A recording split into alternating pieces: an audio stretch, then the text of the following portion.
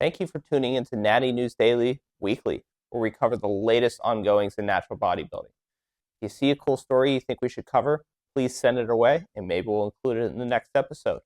And if you like what we're doing and would like to support us, please consider checking out one of our sponsors. Our sponsor, Core Nutritionals, for all your supplement needs. Code Natty News Daily, as well as GymPin. If you want to add weight to the machines in your gym, you're running out of room, check out GymPin. Also code Natty News Daily. Enjoy the episode. All right, guys, welcome back to another episode of Natty News Daily Weekly, my weekly episode where I try and keep you up to date on the latest within the world of natural bodybuilding. And you might be thinking, James, most of the big shows, if not all the big shows, are over. What can you possibly talk about for any length of time this week? And that's where you'd be wrong, because there was quite a bit that happened this week. And even if there wasn't, I'm still going to fill airtime just to entertain you guys. So before we get into some federation news, which is kind of the topic of this week, multiple different federations putting out multiple different posts, which I find intriguing, I wanted to just shout out, there is a rumor, potentially from the man himself, potentially in a maybe not potentially, maybe very seriously, not serious. Eric Trexler talking about his return to bodybuilding in the most recent Iron Culture episode. But no, I just wanted to take a second to thank both Steve and Pascal with Revive Stronger and Eric and Omar with Iron Culture for the shout outs recently. We always love the support. We like to see that circle continue to grow. So I don't believe Eric Trexler is actually returning to competitive bodybuilding right now, but it would be cool. Pretty jacked dude, right? So let's get right to it, though. All right. UK DFBA kicking it off. They have spoken. They're changing their schedule. So this would be UK DFBA as the UK affiliate for the PNBA, INBA if you're in the US, right? So you can read the post here as I'm talking about it, as I'm going through it. They are getting rid of their qualifiers. That's the meat and potatoes of it. The idea being it prolongs the season, it risks athletes' health, it costs more, it's a financial burden to have more shows to have to jump through. And there's some pros and there's some cons. There's some individuals that are really in favor of this.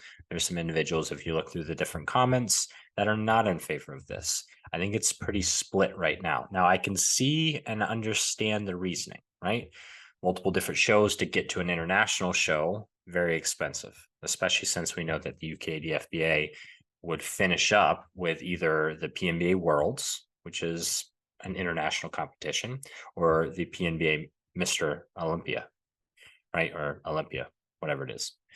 So both of those are going to involve a flight.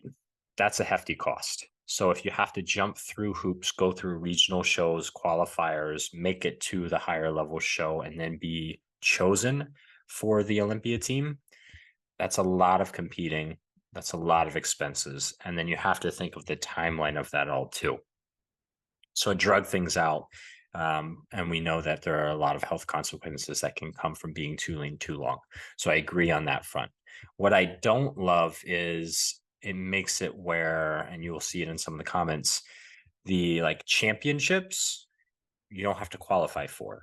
So it kind of takes away from that a little bit. It's kind of like a free for all, like best man wins one show. But I do like to see kind of a tiered approach. It's not something that we have in the US, unfortunately. It's something that Canada used to have with the CPA, where you had to go like local, regional, and then up from there. And I like that idea because it kind of filters things down where you're seeing only the top in the championship, but I understand health ramifications. So I'm interested to see how this goes, what it does to show quality, show numbers. I imagine it'll only increase them, right? Because there are now less offerings. So potentially a good thing there, deeper classes, more comparisons of different athletes. So there are definitely some pros here.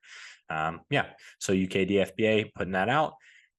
And then another one, this one more US centric. So USBF making some moves. We just saw, and I just discussed it a couple weeks ago, the USBF acquired the Natty Revolution. So that picked up quite a few shows for them. Now, the Florida State Natural and all of their affiliated shows, which had been in GA, I believe, are now going over to the USBF.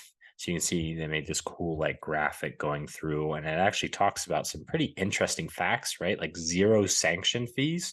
If you're not a promoter or not kind of like in the know on the business side of things, when you have a show like the WBF Ontario, you have to pay a fee to the WBF to have that name affiliated with your show. That's the sanction fee. So apparently with the USBF, you do not have to pay those fees. They just probably screen you in some way. And it, talks about like USBF kind of covers all the business side of things, does the website, all that stuff. So kind of streamlines the process for those individuals that do want to promote within the sport. I think it's pretty cool.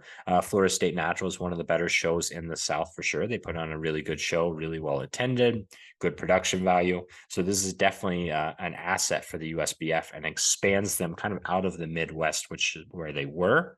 So Natty Revolution, a little bit more like central, northeast US, now picking up some of the southeast. So they're kind of taking up some territory here. So other federations, namely OCB, IPE, WMBF, you got to be put on notice here, right? USBF is making some moves within the domestic territories at least. All right. And then this is one that you guys aren't going to be familiar with because I wasn't familiar with it until I was tagged and saw a new federation. You can tell by my tone. This is not something I really want to see. And this is no like discredit to this federation. It's just we're already so diluted as is. I love to see the passion for the sport growing. I love to see individuals trying to grow the sport in their own way. But I just don't think that adding another federation to the mix is the right way to do it. Because from the general population, it's incredibly confusing as is. Even individuals such as myself, there's federations I don't even know about or know who runs it or know who competes in it. And that's literally one of my jobs is to know these things, right? So if I don't know, how is the 16, 17, 18-year-old kid who's just trying to get into the sport supposed to know? So we need to streamline things, in my opinion. The other downside, any federation when they're starting, there's a financial burden, right? It's tough to put on a high value show from the get-go just because it's expensive. We saw it with the Ontario show, right? Cost a ton of money. So to do it right, it's very expensive. You can do it cheaply, but that's just going to dilute what people see of the sport, right? We need to be putting on these big shows, high production value, just blowing people's socks off, making an event that people want to go to. People that don't have a family member in the show, you need to fill seats with those individuals. That's how you grow the sport. You need it televised. You need it commentated. You need to make it mainstream. And when we have these like backyard-esque events, it doesn't do us any good. So I know I'm talking seemingly negatively about this federation in general. I'm more so talking broadly because it is something that we've all discussed kind of as a whole. But I mean, we'll wait, we'll see. Maybe they do put on a great show. I don't know who runs it. We'll find out. If they listen to this, you're welcome to kind of reach out to us and fill us in on any information, and I'll update our followers. So Mid-Atlantic Bodybuilding, it's in the U.S. It's Maryland, Pennsylvania, Virginia, Delaware. That's where they're housed. Seemingly, from looking through some of the posts, they have like one show. They did an exhibition last year and are going to kind of do like an actual show this upcoming year. We'll see. Right. So there's a statement here, family-owned organization dedicated to reviving the sport of natural bodybuilding. I love that. I don't think we necessarily need revived after seeing WMBF Worlds, but that's my soapbox. So moving on. One more story for you guys. This one was cool. This is, and I'm going to move my little thing. I don't know if it will in the recording. This is from the Open Natural and Joe Strong TV. They put up this post, which kind of highlights, and this is funny because I was just talking about how many different federations there are. It highlights the top or premier show, or at least the premier show in their opinion, of each of the federations domestically within the US. So you can see the Open Natural, they have their show up here, Natural Olympia, UNBA Universe, which honestly I've never heard of. I'm going to look into that one though.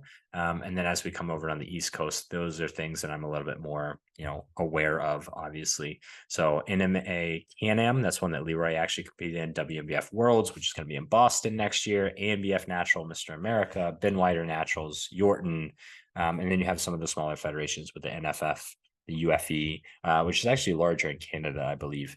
IP World Championships kind of taking the middle of the larger federations within the middle of the states there.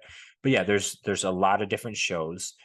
This list does a pretty good job of putting them together in a calendar order where they are. So save this one, guys. If you're looking to kind of fill out your shows, fill out your competitive season for next year, this is a good place to start. So I appreciate this. I like to see this. This helps for sure for all of our athletes to kind of know where the heck to go and who to compete with. But yeah, that is going to wrap it up for this week. Short and sweet, some federation news. I got on a soapbox like I always do. But yeah, we, as always, appreciate the support, guys. If you like the segment, give it a like, a comment, subscribe. Let us know what you think about this week's segment, what you think about the news. Do we support the reduction of schedule with the UK DFBA? Do we support the addition of new federations? What are your thoughts? That's how we grow the sport. We get a conversation growing within all the athletes, and then eventually people will wisen up and listen to them, right? So that'll wrap it. If you like it, subscribe, comment, share, all the fun stuff, and I will see you guys in the next one.